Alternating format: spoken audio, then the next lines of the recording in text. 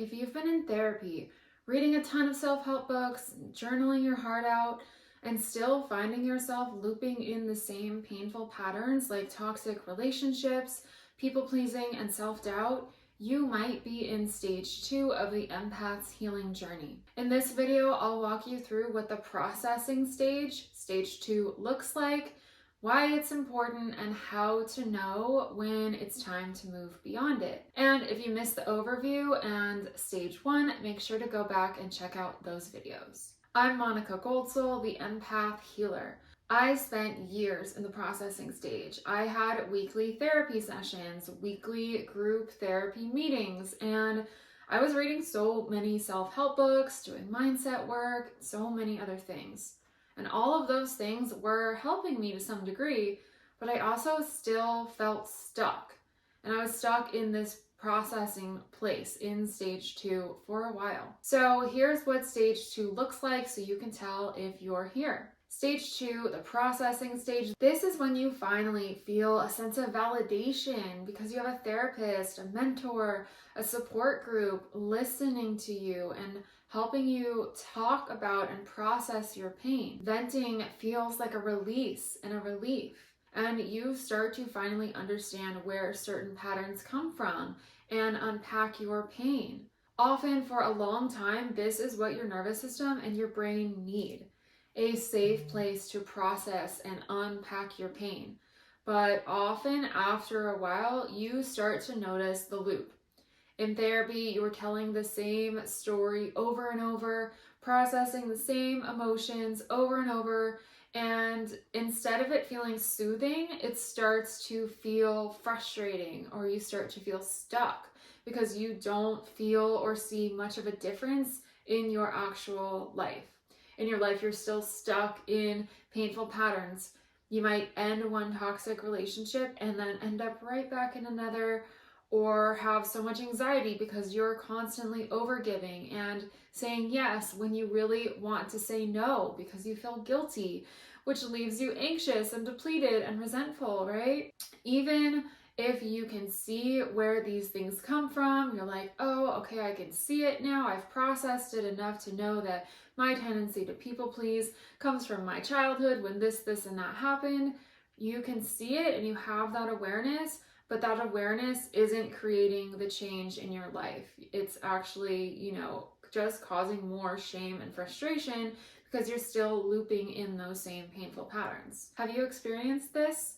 Drop a comment and let me know. I would really love to hear from you. So let's talk about why this happens. Well, in stage 2, a lot of the focus is on talking and processing, and I say awareness is always the first step, but then it reaches a point where you're talking about the problem rather than moving through it. That awareness isn't creating real change. So how do you begin to move forward and create real change? Well, the first step is to notice the loop. If you catch yourself repeating the same story without real change, it's a sign that you've outgrown this stage. The next step is to shift your approach. For deep healing, you really need to work with both your brain and your nervous system. So it's really about switching your approach because that's where the loop is actually living, in your brain and your nervous system. When you went through painful or unsafe experiences in your childhood, your nervous system learned to stay on high alert. It's like a smoke alarm that never turns off. And at the same time, your amygdala, the smoke alarm of your brain, also got stuck on high alert. And all of your experiences programmed certain patterns in your brain, your neural pathways, that, these things actually cause you to now have negative limiting beliefs about yourself, and they keep you stuck in people-pleasing and toxic relationships. That's why just talking about the pain doesn't create lasting change. Your brain and body are still running the same survival programs underneath that are ultimately steering your life. To move beyond this stage, you have to rewire those patterns, teaching your nervous system that it's safe now.